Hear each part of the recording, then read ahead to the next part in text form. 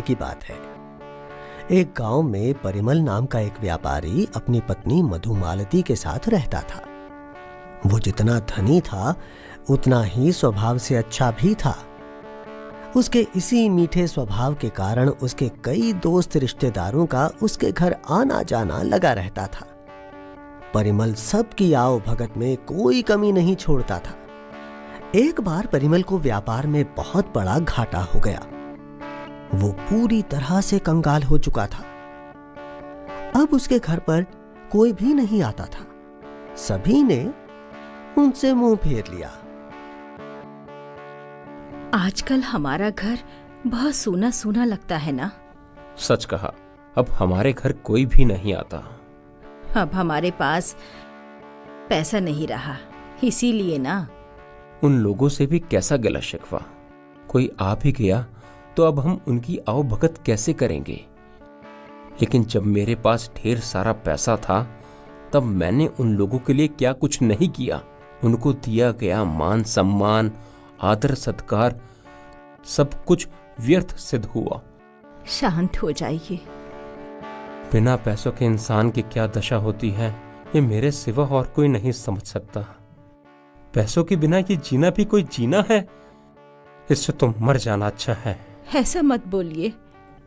ठीक है, रात बहुत हो चुकी है, अब सो जाओ, कल का कल देखेंगे। सोचते सोचते परिमल की आंख लग गई। उसने एक सपना देखा कि एक भिक्षुक उसे कुछ बता रहा था। वत्स, इस तरह निराश ना हो। तुम्हारे जैसे अच्छे लोगों की समाज को जरूरत है। कल सुबह जब तुम उठोगे तब मैं तुम्हारे द्वार पर प्रकट हो जाऊंगा। मेरे सर के ऊपर तुम डंडे से जोर से प्रहार करना। मैं खरे सोने के सिक्के में बदल जाऊंगा। तुम्हें ढेर सारा धन एवं संपत्ति मिलेगी। जीवन भर खर्च करने पर भी वो धन समाप्त नहीं होगा। दूसरे दिन वो नींद से जाग गया।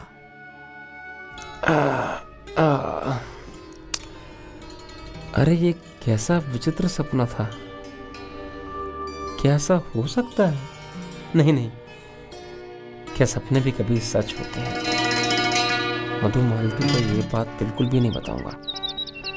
क्यों मैं किसी के लिए मजाक का विषय बनूं? इतने में किसी ने दरवाजा खटखटाया। मधुमालती, लगता है दरवाजे पर कोई आया है, जरा देखो तो सही। नाई ही होगा, इतनी सुबह सुबह और कौन होगा? सच में नाई ही था। नाई ने परिमल की हजामत शुरू की। इतने में फिर एक बार किसी ने दरवाजे पर दस्तक दी। लगता है फिर से कोई आया है। रुको, अब मैं ही दरवाजा खोलता हूं। हाँ, आप? दरवाजा खोलते ही सपने में दिखाई दिया भिक्षुक देखकर उसे यकीन ही नहीं हुआ। ओह, अकल्पनीय! ये कैसे हो सकता है? आप तो वही सपने में दिखाई दिए भिक्षुक हो। आइए महाराज, आपका स्वागत है। परिमल ने एक डंडा लिया और उस भिक्षुक के सर के ऊपर जोर से प्रहार किया। और ये क्या हुआ? देखते ही देखते वो भिक्षुक तो सोने के सिक्के में बदल गया। सभी दंग रह गए। मधुमालती, देखा तुमने? मुझे तो विश्वास ही नहीं हो रहा।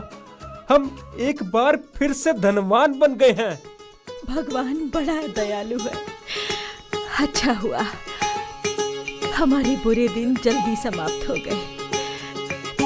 परिमल मन ही मन में सोचने लगा, अगर थोड़ा सा धन इस नाई को दूंगा तो ये अपना मुंह बंद रखेगा और किसी को कुछ नहीं कहेगा।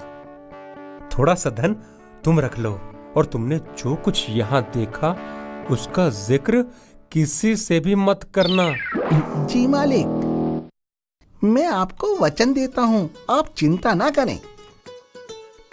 नाई बहुत लोभी था। वो रास्ते में जाते जाते सोचने लगा, इसका अर्थ ये हुआ कि सारे भिक्षुक सोने के सिक्के बन जाते होंगे। लगता है परिमल पहले भी इसी तरह से धनवान हुआ था। दूसरे दिन सोमनाथ ने एक पेड़ की टहनी काटकर उसका डंडा बनाया और एक मंदिर के पास जा पहुंचा। उसे वहां 5 भिक्षुक दिखाई दिए। हे महापुरुषों, क्या आप सब कृपा कर मेरे घर पधारेंगे? मैं कुछ धन का दान करना चाहता हूँ। हाँ हाँ, हम अवश्य आएंगे। कहाँ है तुम्हारा घर? यहाँ पास में ही है। कृपया आप मेरे साथ चलिए। सोमनाथ सभी भिक्षुओं को घर के अंदर ले गया और उसने दरवाजा अंदर से बंद कर लिया। कहाँ है धन? धन तो आपको मिलेगा ही, लेकिन पहले एक जरूरी काम तो करने दो।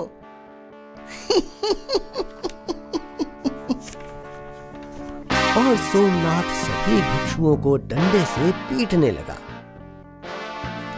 बचाओ बचाओ बचाओ! अरे कोई तो बचाओ बचाओ!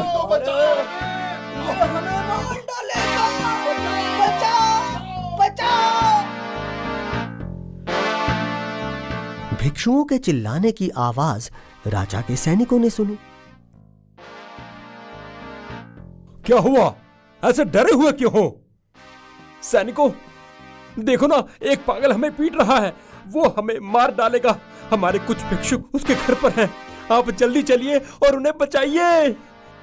सैनिक सोमनाथ के घर पहुंचे तो घर के अंदर से जोर जोर से चिल्लाने की आवाजें आ रही थीं। बचाओ बचाओ!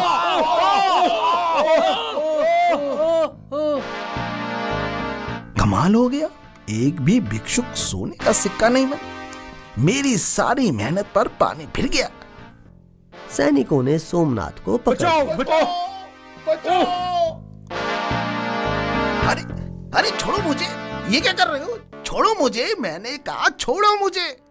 सैनिक उसे गांव के मुखिया के पास ले गए। छोड़ो मुझे! मैंने कहा छोड़ो मुझे! तो तुम ही वो पागल हो जो सीधे साधे गरीब भिक्षुओं को मार रहे थे। मेरे जैसे मुखिया के होते हुए ऐसी हरकत करने की तुमने सोची भी कैसे? अरे उन भिक्षुओं ने तुम्हारा क्या बिगाड़ा है जो तुम उनकी जान लेने पर तुले हुए हो? मुखिया जी, मैं भी बहुत धनवान बनना चाहता था। मैं और क्या करता? उसने मुखिया को सारी बात बताई। अरे ऐसा भी कभी हो सकता है भला? मैं इस बात पर यकीन ही नहीं कर सकता। सैनिकों, जाओ और परिमल व्यापारी को यहां ले आओ। थोड़ी ही देर में परिमल वहां आ पहुंचा। आओ परिमल, क्या तुम इस सोमनाथ नाई को पहचानते हो? जी हाँ श्रीमान। देखो परिमल, यह सोमनाथ बता रहा था कि तुमने किसी भिक्षुक को मारा है। क्या यह सच है? श्रीमान, मैंने उस भिक्षुक को सच में नहीं मारा। इस नाई को वैसा लगा होगा। वह घटना देखने वाला हर कोई यही सोचता।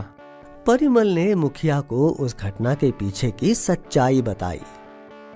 तभी तो मैं सोचूं, जब मैंने भिक्षुओं को मारा तो कोई भिक्षुक सोने का सिक्का क्यों नहीं बना? मैं भी कितना बड़ा मूर्ख हूं, बिना सोचे समझे यह काम कर बैठा। सोमनाथ, तुम केवल मूर्ख नहीं, महामूर्ख हो। इसलिए तुम्हें कड़ा दंड मिलना चाहिए। आखिर मैं भी कोई ऐसा वैसा मुखिया नहीं हूं, बहुत सख्त मुखिया हूं। सैनिकों, इस सोमनाथ को कारागार में डाल दो।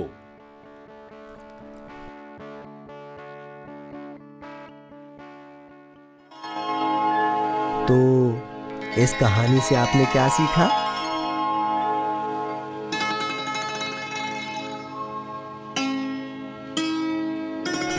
आपने सीखा, बिना नतीजा सोचे समझे किसी भी काम का अनुकरण नुकसानदेह होता है।